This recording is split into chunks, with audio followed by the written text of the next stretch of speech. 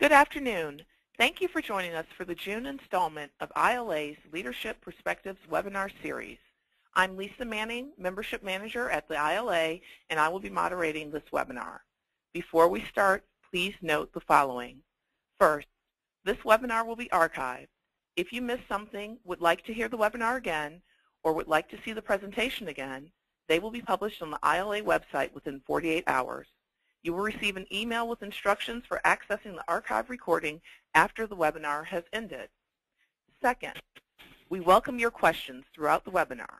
At any time, you may ask questions by typing them into the questions box of your webinar control panel, which is currently displayed on the right-hand side of your screen. We will address your questions during the second half of the webinar. Please note, however, that we may not be able to address each question we receive. Without further ado, it is my pleasure to introduce Dr. Walter Fluker.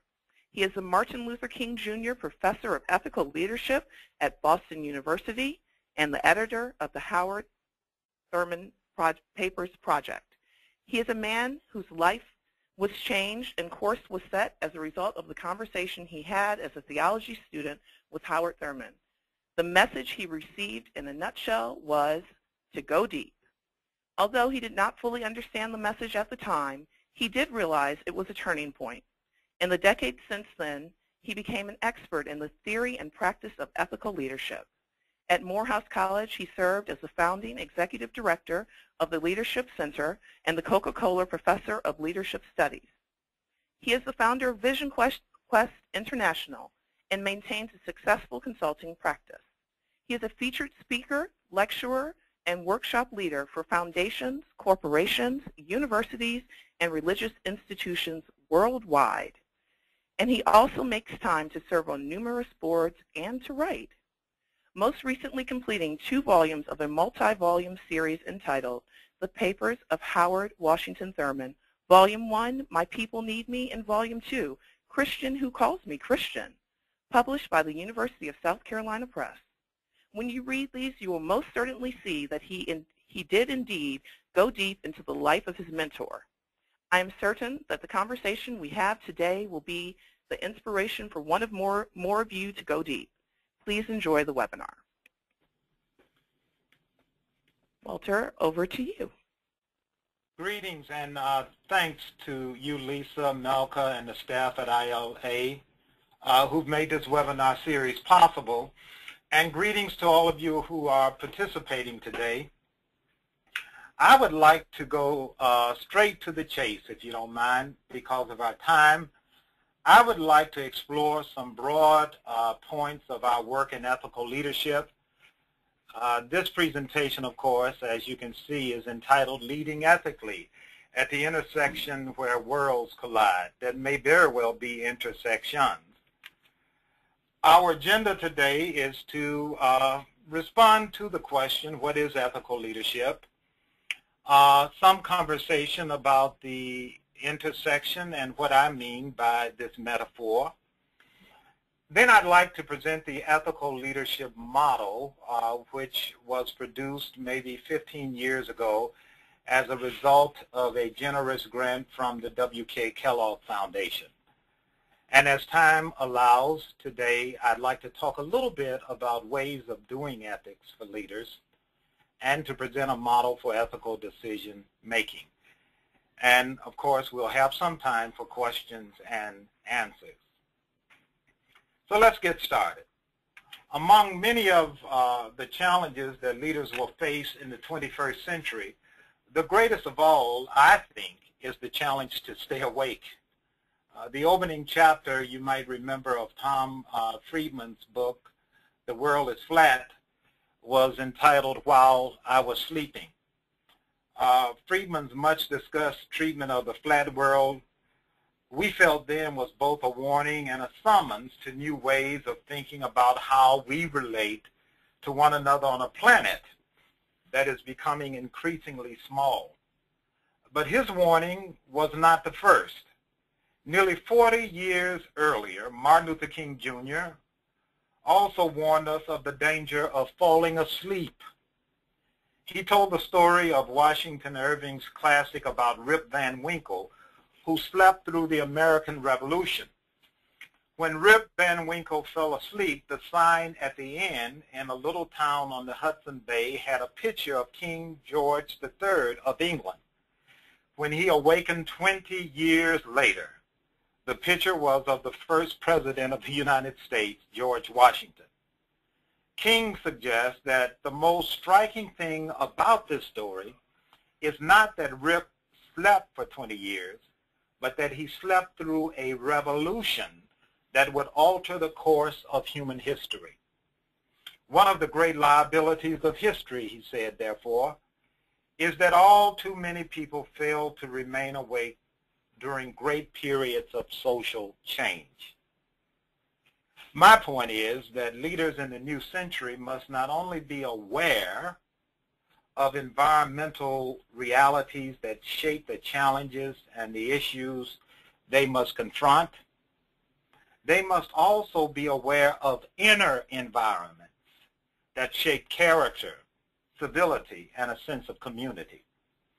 Leaders who are not awake, I always say, that is, leaders who are not aware of the interiority of experience, the inner experience, the often subconscious elements that drive behavior and action, are increasingly in very vulnerable situations and can endanger the mission of a team, an organization, and even, as we have witnessed too many times to ignore, very large numbers of people. So one of the guiding questions for me at the beginning of this work in the early 90s was, what are the critical resources and methodologies at our disposal to develop a new generation of emerging leaders who are awake? I've not given up on existing leadership, but my emphasis is on those young leaders, those emerging leaders all over the world who are kind of at the threshold of consciousness, who are peeking over. How will they remain awake, physically and emotionally whole, spiritually disciplined, intellectually astute, and morally anchored? Well, there are a number of studies, as we know it, strategies that address this question. But I've always felt strongly about the relationship of spirituality, ethics, and leadership, because absent from many of these approaches is this question of spirituality, ethics, and leadership, and how these interrelated themes inform and transform human consciousness, so that the leader is predisposed, and I underscore predisposed, to make fitting decisions and empowered to carry out appropriate ethical actions among competing claims amidst a cacophony of voices and visions, which we'll see soon are at the intersection. How do leaders remain predisposed? Moral rules, principles are great, procedures, protocols are great, but how does the leader, she or he, remain alert and awake? Ethical leadership has a history that goes back maybe 30 years, as you'll see in the next slide, but there still hasn't been a lot of research on the theoretical foundation of ethical leadership. And without a theoretical foundation, as in all sciences, the concept of ethical leadership is not as powerful as it should be, especially to guide human behavior. And there's a tremendous amount of work being done now, but for the past 30 years, this has been somewhat of a challenge.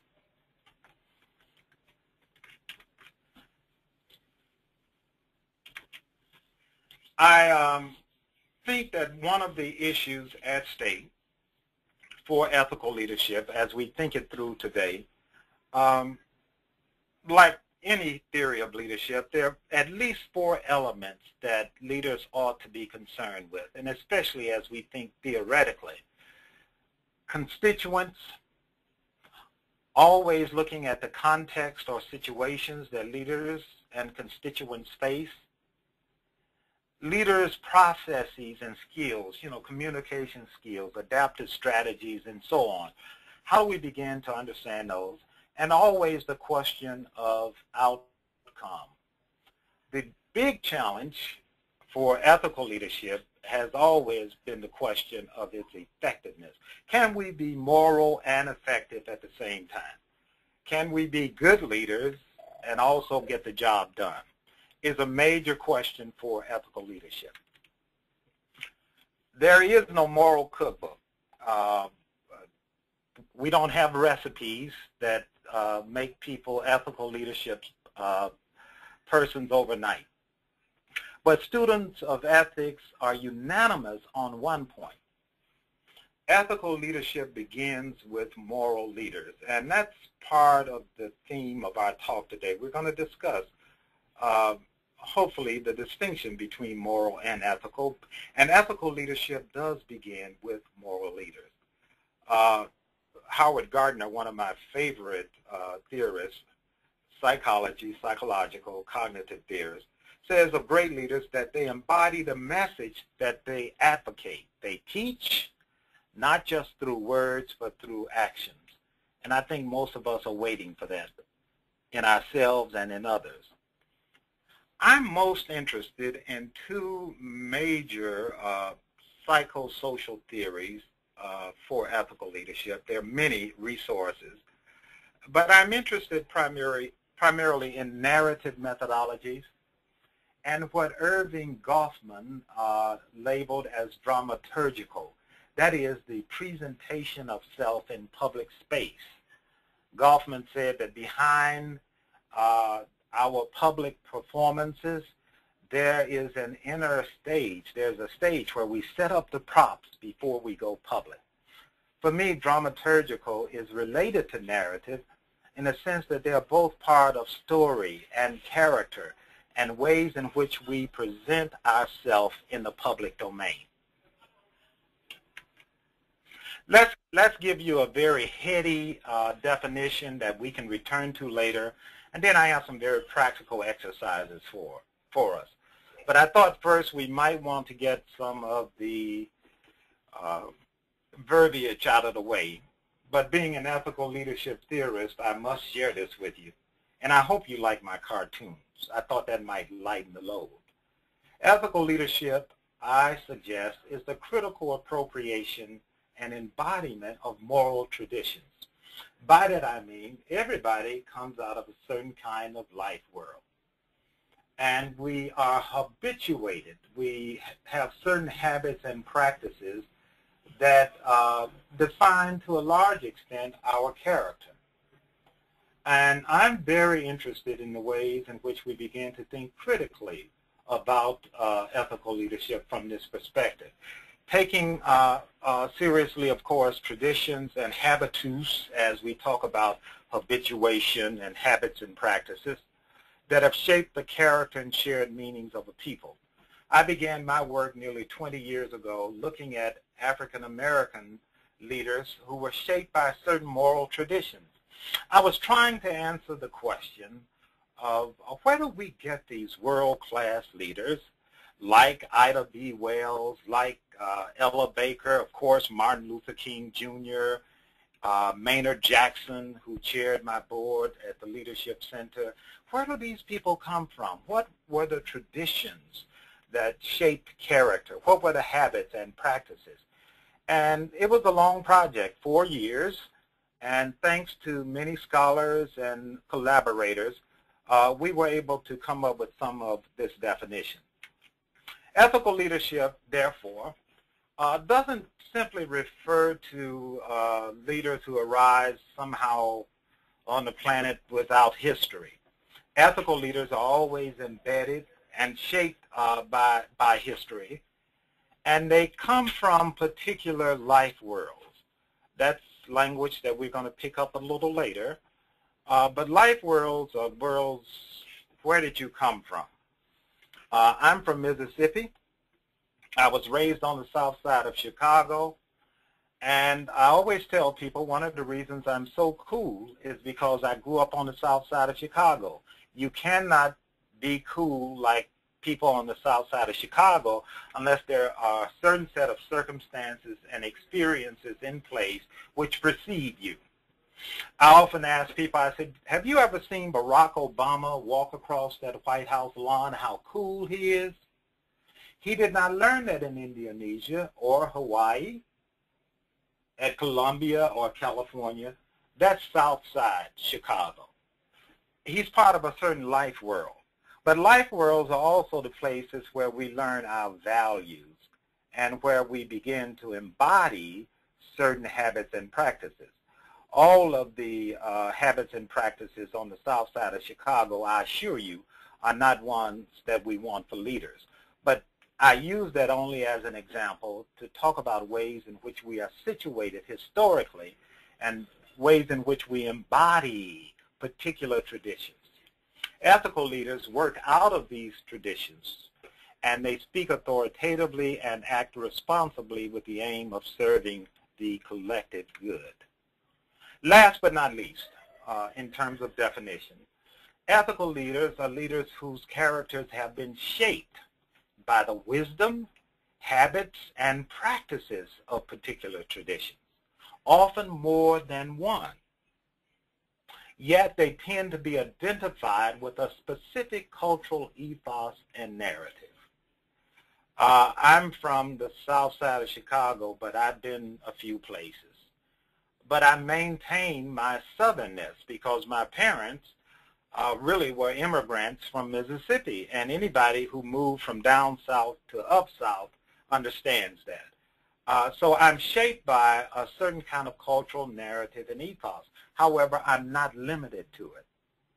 It's a very important distinction for ethical leaders.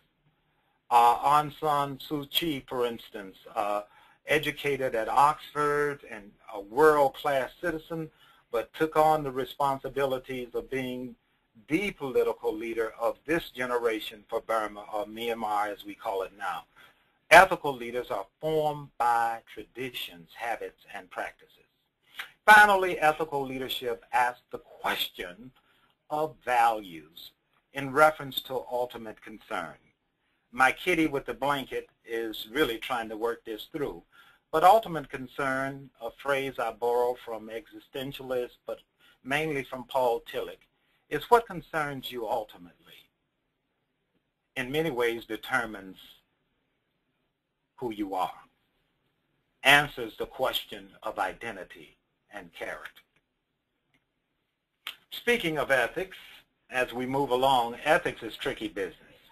Anyone who has even thought seriously about ethical dilemmas and competing values of goods know that you don't go through the labyrinth without some really challenging issues.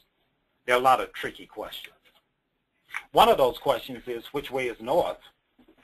A number of my colleagues working in this area are asking this question, and often in exercises I ask participants to close their eyes, turn around very carefully with eyes closed, and point north. But make sure when you point north you stay committed, open your eyes. And it's interesting, most people haven't the slightest idea where north is. And if leaders are asked to point north, one needs to ask another question then. Since we're having a hard time, I know in the United States of America, I can't speak for everywhere, but I know in the United States of America, we're having a very difficult time right now finding north. Do we need a moral compass? Perhaps. But I think that compass will be far more complex than ways in which we've talked about moral compasses in the past. It won't simply be having our learning from the great books of the Western world, or being caught in a modernist paradigm, which also challenges us to really rethink who we are and where we are going at this point in our history. Moral compasses are helpful when you are really on a hiking expedition. But when we begin to ask questions of leadership and the complex issues of human subjectivity and change and globalization, moral compasses need to be redesigned. So I'm going to ask you, as participants, to join me in a crazy imaginative exercise because we have such short time.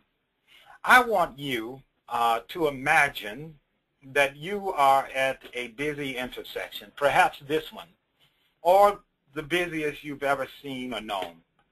For instance, I've been in Lagos and several places in India, and I know what a busy intersection looks like.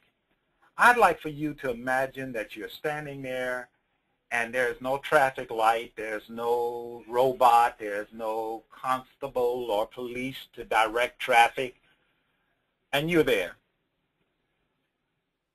And all of the traffic is coming your way. I want you to imagine that for a moment. And then ask these questions. What's going on? The primary ethical question is not always what's right or wrong, good or bad, but what's going on. What do you hear at this intersection? What do you see? What do you feel? And the main question is, how will you negotiate the intersection? Intersections are very dangerous, noisy places, and leaders in the 21st century must ask how we will negotiate this intersection. Perhaps you've seen that. A lot of catastrophes at the intersection because nobody is standing there and the lights have gone out. The challenge of the 21st century is the challenge of the intersection between life worlds and systems. Life worlds, as I've shared with you before, are those everyday worlds that we're part of, where we meet and greet one another and talk about what we know and value. System worlds are those worlds dominated by money and power, high-tech communications that dictate and beep across the globe and call upon us to ask different questions about ourselves and how we will negotiate that traffic. One way of getting to this question of the intersection of life worlds and systems, as I outlined in the book Ethical Leadership, is to start thinking about a model that takes into account a kind of map of reality. I hardly present this as the only way of looking at the world, but it is a map. It gives me a sense of the territory. When I think of myself in relationship to the social and the spiritual. In most Western constructions of reality, we have the self and we have the social, but often we do not have this other dimension, which I'm calling spirit. And spirit for me is not necessarily related to religion. In fact, sometimes religion hinders our understanding of the incredible power of the human spirit, both for good and for things that are not so good. But to look at reality more as a dance or a process, an interaction between self, society, and spirit is where I begin the ethical leadership model. When I flesh it out, and I should say this is one of my ways of addressing the moral compass challenge, I take the dimension of the triangle that begins with self, and I talk about character. But character here is not necessarily something that is embedded in a person, like she has great moral character, as if she were a thing or a machine that could be fixed or adjusted. But I'm thinking of character as part of narrative, as part of a narrative script. What character, I ask, do you play in the larger social historical drama of which you are a part? What is the role that you play? I think that one of the big issues, I know that we discovered among African American youth at least 2 to 3 generations of African American youth, and it's true for American youth in general, is that many have arrived on the stage of history without their script, without lines. And when you don't know your lines, you either become highly improvisational, or to quote Alice Dare McIntyre, you become an ancient stutterer without words. But to remember one's story and ways in which one is situated in history is a very important part of this model. And we began there with character. And with character, I talk about 3 interrelated virtues. Virtues are good habits: integrity, empathy, and hope. And these are spelled out in the book, but the foundational virtue, of course, is integrity, authenticity. And when leaders have not worked through some of the challenges of authenticity or integrity, wholeness, balance, there are some very challenging asides for identity, sense of purpose or destiny, however you want to name that. And certainly the question of ethics. I recommend Stephen Carter's earlier work on integrity, which I really enjoyed, where he talks about integrity as being related to integer and the idea of wholeness. Empathy represents a more social dimension of character, which is under the self, where I'm able to be in the other's place. Empathy. Emotional intelligence becomes a very important resource when we talk about empathy. And hope, of course, is a genuine anticipation of the future, regardless. Civility, I place under the social construction of reality. And I'm not thinking of civility simply as etiquette or manners, but perhaps if it is etiquette, it's more the etiquette for democracy or for a healthy social system. It's impossible for me to think about a vibrant democratic society unless one has a place for civility. Witness what's going on in our Congress and our national life, and I don't think I need to comment more on that. How do we help leaders to begin with basic, just basic principles of recognition, respect? And I use reverence. And once upon a time, it was recognition, respect, and loyalty. I've replaced loyalty with reverence because loyalty sometimes gets us into huge struggles. Loyalty to a people, to a nation, perhaps is not enough if we are to maintain a civil society. This is a conversation I would love to have. Time does not allow us to push it too deeply. But civility will prevent us from killing one another. The democratic state or the state anywhere can only do so much. At the end of the day, leaders must learn these important core values of recognition of the other, recognition of self, respect. Where are the boundaries? Where do I begin to see you in all of your difference? Because we're all different. We're all others. But how can I value you nonetheless, even in your difference? I must learn somehow to respect something I think that is inherent in human beings. That is, inherent worth and dignity of the other, which of course is related to reverence. I save spirit for community, which for me is the ideal. It's the place that we reach for. Maybe a utopia, maybe that will never happen in history. Maybe a beloved community is something that we will only dream of. But the dream itself becomes for me a guiding principle which critiques us, and especially leaders, when we are not in harmony with the goal, with the norm of community. And there are three outstanding excellencies, which I call virtuosities, as in virtuoso.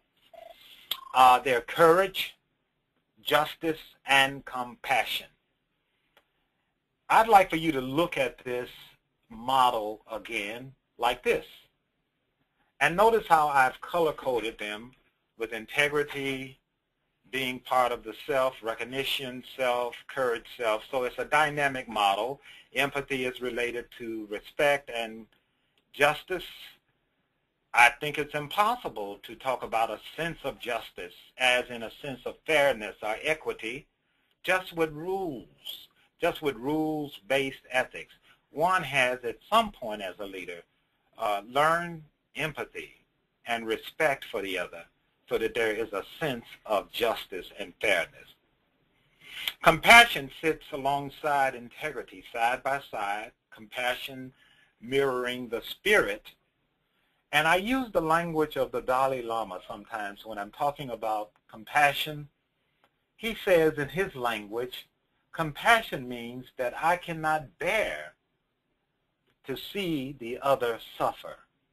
I cannot bear to see the other suffer. Leaders in the 21st century who really care about justice, and not just justice for themselves. It's never just us. It must be wedded to compassion and mercy for all, especially for the least of these, those left out, left behind, and forgotten, those peoples of the earth. So here's my motto again. And I like to see it like this, and I also like to make it dance sometimes. Let me see if I can do that for you.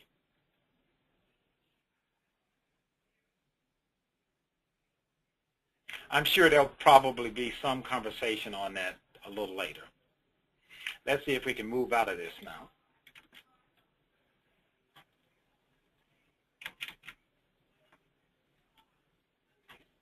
Let's do it this way. Okay. I mentioned earlier the dramaturgical dimension of the ethical leadership practice. For me, finding the moral compass is very hard work. Vet Manfred de Vries talks about the inner theater in some ways similar to Goffman. And in his work with leaders, he places leaders on the couch, as we know. He talks about the cognitive dimension of self, the affective, and the behavioral, or the thoughts, feelings, and behaviors.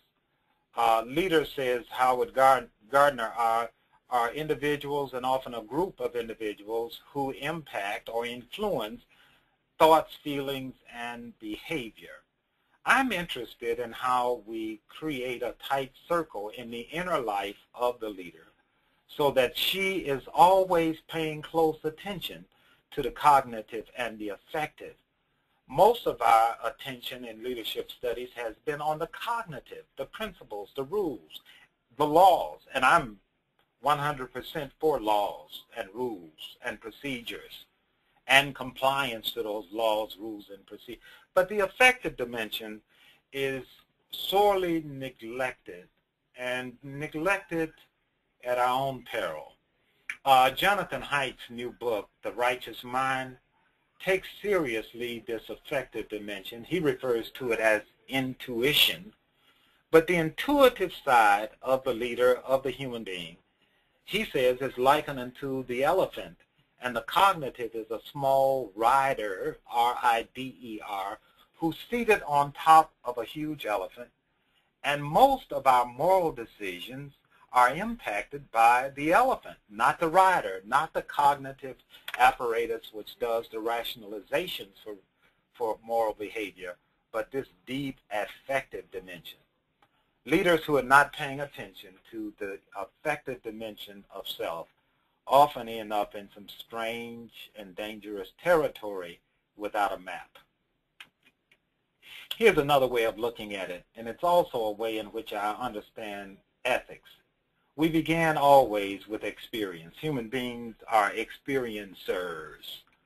After an experience, there's observation and reflection for those who think, but the experience is where we began before the rational processes set in.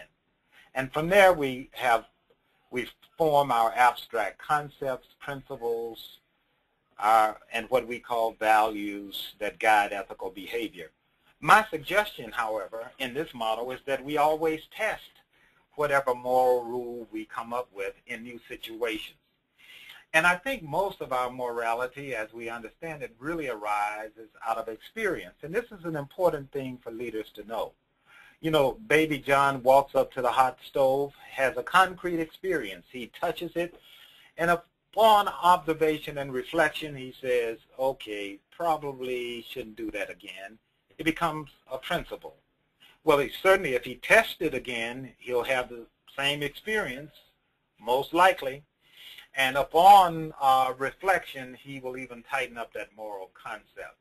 Most moral judgment and rules arise from our experience over the centuries of human behavior, of species being. We learn to create rules, certain habits and practices. But leaders are challenged to test these rules in new situations. And I think the postmodernist world, which has already come in the 21st century, will cause us to test a lot of assumptions, presuppositions, and judgments that we have about morality. One big issue, of course, is same-sex marriage, but there are many others that will force us to test these in new situations. In the final 10 minutes, I'd like to give some attention to, and I do this full-blown in the book, the ways of doing ethics. In the Western world, there are basically two huge philosophical ways we go about doing ethics. One has to do with what is right. The other has to do with what is good. They're not the same, but they're often used as the same, and they play out in some very interesting ways. The rationalist is really concerned about rights and duty. What is my duty to what is right? The assumption here is that there are some absolutes somewhere, and perhaps we can know them rationally. And even if I cannot know them fully through my rational mind, I can assume that they are there. And I'm trying constantly to conform to the right and perform my duty. For leaders, and when I write about this, this is very important, because rationalist leaders tend to be very, very close to ethical compliance, and this is the way most of our organizations work. And it's around rules and procedures, and we need them. Rationalism by itself, though, in this perspective, is probably not adequate. Similar to that is the question of utilitarianism, or what I call the realist. The realist is asking the question, what are the outcomes? How do we measure them? How do we determine the good? Not the right, but what is good? What is the end process? What is the consequence of this action? So the realist is constantly trying to measure outcomes. Do I know where my goods and services are going and how they impact? Ethicists who are concerned about utilitarianism are asking always, what is the greatest number for the greatest good, or what is the greatest good for the greatest number? What are the measurable outcomes? Retoolers are asking a slightly different kind of question about the good. They're asking, how do I retool? How do I reconfigure? How do I include and exclude in order to answer the question, what is the best? What is the best action in this situation? I may not be able to stay with the rationalist perspective of some kind of absolute rule of judgment that determines or serves as the basis or the criterion for my decision. Might not be able to stay with that. A question like abortion would be a huge question for the retooler to rethink, because the retooler is concerned not with what is right, but what is best. We have a president in the United States who is a major retooler, and most organizations are adapting more and more ways of coming together around the retooler thinking. When we talk about adaptive strategies, for instance, we're talking about retoolers. And when you're dealing with a cacophony of voices and visions at the intersection, when there's a fragmented way of understanding the world as we've inherited in the 21st century, I think we're going to see more and more the genius of the retooler. My favorite, of course, is the relationist. The relationist is communitarian, and I'm from a communitarian tradition. The communitarian or the relationist is asking always what is best for community. I encourage you to read these different ways because leaders never use just one way. We often use all of these. But learning when and how and best to employ ways of doing ethics, I think, is very important. And to understand why the rationale for doing it is even more important. While there are ways of doing ethics, classic ways of doing ethics for leaders, I think leaders still need to ground their leadership in story, and we'll talk about that if we get that far. That's the virtue of narrative-based ethics. Ethical decision making, I wanted to make sure I made it that far, involves discernment, deliberation, and decision. By discernment, I'm asking the question for leaders to learn, to look, listen, and learn, to discern. There's a great story about two people standing at the side of the river, and they noticed that a baby was going down the river. They jumped in the water, and they swam to catch the child and returned to the shore, and looked again, another baby was floating down the river.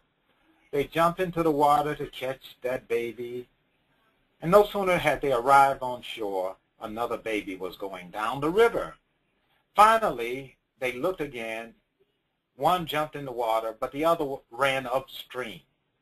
The one in the water screamed, said, "Why are you running upstream?" She responded, "I'm going upstream because I need to know who's throwing the babies in the water." Ethical leaders in the process of discernment are always looking. They look around, they look within, and they ask hard, critical questions of the self and the world that they discover. They're also listening deeply, deeply, attentively, even to things that are not said. Every good leader knows that if he or she is not listening well, it can be disastrous. A woman was driving down the road, a dirt country road, maybe 50, 60 miles an hour. She knew she should not have been driving that quickly. The people on the side of the road said, "Pig!" And she raised down her window and she said, "How dare you call me a..." And no sooner than she said that, she ran into a herd of pigs. We must learn to listen. When leaders look, listen, and learn, they're in a position to begin to remember, retell, and relive their own stories. As I bring some conclusion to this, maybe, at least in my opinion, one of the most important features of ethical leadership, as I'm understanding it as a narrative-based practice, is to remember one's story within the context of larger social historical narratives. Most great leaders remember their stories, and they retell their stories. By retelling, I'm suggesting that we're not simply telling the same story or going back to the same tradition and doing the same thing that was done. No. For the new time, for the new situation, the vision of the leader impels the leader to retell, reframe his or her story in order to relive it in the present. Remember has to do with the past, with memory. Retelling has to do with the future and vision. Reliving is always present, embodied. Nelson Mandela, after 27 years in prison, still remembered his story, took the fragmented pieces of his story, was able to reframe the vision of his people in some very shrewd, pragmatic negotiations with the South African government, and was able to relive that story embodied. What a wonderful moment that was. remember, retell, and reliving the story is a key part of ethical leadership. I do a lot of work with emerging leaders, and here are some of the ways in the last 3 or 4 minutes that we do this work. A lot of it is through storytelling, encouraging, inviting leaders to tell their stories in the presence of others, and using aesthetic triggers. In one of the scenes there at the bottom, the young people are using origami as a way of retelling their stories. In the scene on the right, this is at Morehouse College. It's a pre-college program we do each summer.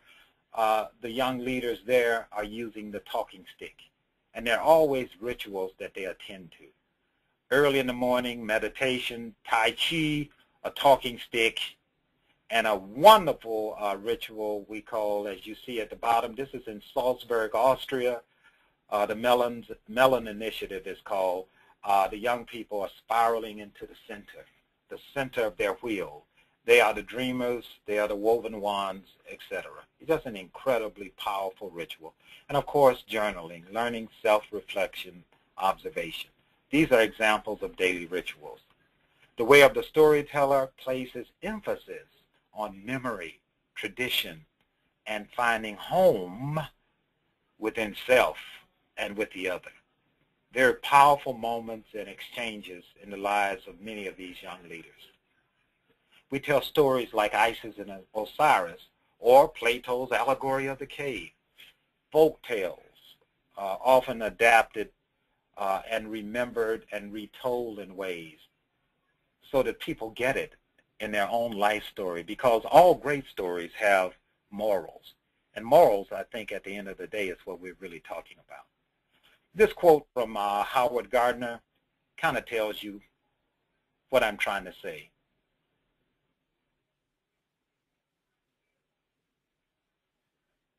My last minute, as you complete that reading, is to just give you a look at these seminars.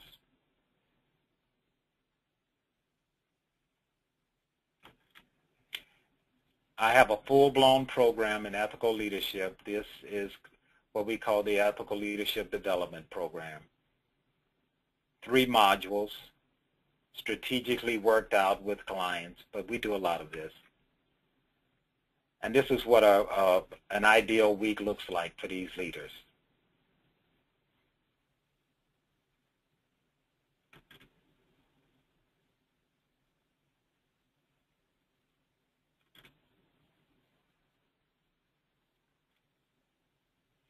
This is a particularly powerful ritual where we work with African American males, and many of these challenges are related to dads.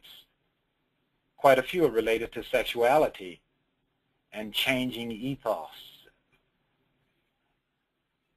But all of these quotes are real. A lot of work with conflict resolution, management, transformation. And I'll spare all of this for you and say thank you very much. Well, thank you, too. We have some questions, so I'll just dive right in. The first question is, it seems that the notion of developing a leader identity fits nicely into the idea of being awake. How do you see this notion of developing a leader identity fitting into your concepts of spirituality, ethics, and leadership? That's a very good question. Should I answer that one directly now? Yes, please. I think that the greatest moment for a human being, perhaps for animals too, is when they have this experience, when perhaps they see themselves for the first time. So the notion of integrity, for me, as it relates to spirituality, ethics, and leadership, I say it is foundational because integrity refers to the idea of wholeness. And most of us have not done the hard work of remembering ourselves, the fragmented parts of ourselves that have been buried from consciousness. It's not simply therapy, though many leaders need therapy, I assure you, but it's also a spiritual quest and journey into self where one has an opportunity to find some things, some very good, some not so good, that help us to maybe get an angle of vision on ourselves for the first time. And in seeing ourselves this way, my point is, it helps us to better understand and face the other. And facing the other, for me, is the foundation of ethics. It's not rules and laws. Okay, thank you. I hope that's helpful. That's great. I have another question here for you. Moral traditions can be seen as unethical from the perspective of history or from the perspective of third parties who are not addressed or protected by these traditions or ethics. Can you comment on this? Yeah, I have two responses. Let me say the one I'm remembering best first, but it should go second, but I'm over 60, so I forget things. No, all moral traditions are not good. Some are very dangerous. Think of apartheid in South Africa, and there are many contemporary moral traditions. But I borrow from Edward Shields, the great sociologist at the University of Chicago for many years, who said that, think of tradition not as something fixed and static, but in respect, in the kind of what he calls an analogy of the hand of the gardener.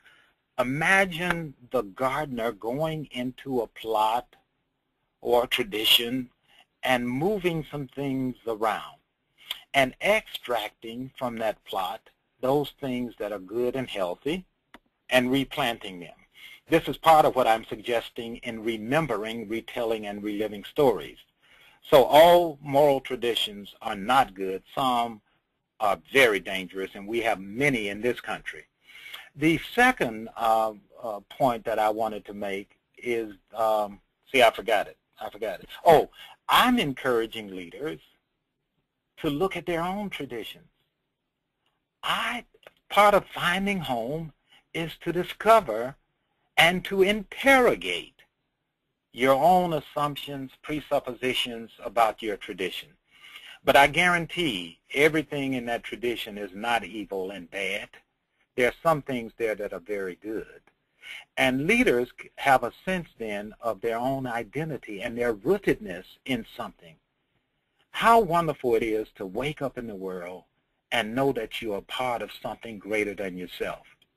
The exact opposite tends to be happening now in this country and most of the Western world. We're about 40 years removed from a deep understanding of what that means. And consequently, with this rootlessness, this kind of loss of an ecology of memory, we have some real challenges ahead of us for emerging leaders. And when you don't remember your story, somebody else will remember it for you. And the most terrible thing is to wake up in somebody else's story or dream. Thank you. Okay, so I have another question here that deals with ethical leadership and the way that you're defining it a little bit. So ethical leadership is an act, a process, and a relationship. Could you kind of delve deeper into that? Ethical leadership, the definition I gave was really more of the analytic twist.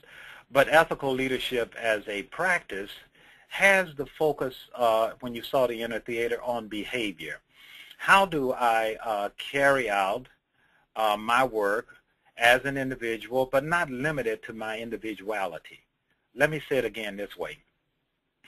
At the intersection where worlds collide, I'm constantly negotiating my own life world, where I'm from, who I am, how I understand myself. And I'm asking questions, for instance, of justice.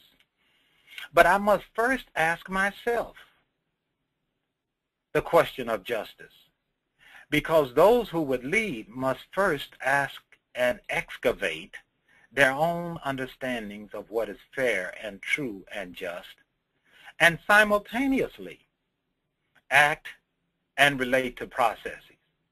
So I'm relational, if I'm understanding the questioner. I'm relational in the sense that I am not an isolate. I'm never a discrete individual. I'm always interconnected to the other. And my actions should be out of a center which understands that I'm in relation with the other. My good friend Malidoma Patrice Somé always says, if I want to get home, then I must give the other a ride. So I'm connected, that's the relational piece, the communitarian piece, but I must also attend to processes if I'm a leader in organizations, and those are often very tricky and very hard. So the analytic tools, the rational tools of the leader are very important, but I'm suggesting that that leader, she or he, must always act out of this center of relationality, which is rooted in story. And so, along the same vein, would you also agree that the ethical component for leaders arises from the requirement of balancing concerns with value? I think the ethical concern for the leader is related certainly to the external environment in which she or he finds himself. If I'm running a major organization or I have a team that I'm responsible for, I must pay close attention to the kinds of organizational protocols that are in place as ethical leaders, for instance, around transparency and accountability. I must go by the rules. At the same time, I'm suggesting that I must explore my own sense of integrity and my sense of transparency and accountability. What an awful thing to get caught in the center of a contradiction. I may not have all of my game together around transparency and accountability, but it's my job to work at it. And it ought to emerge from a sense of self that is not simply dominated by rules and protocols, because ultimately people are willing to work with and labor with folks who embody what they preach. And we know that now too well.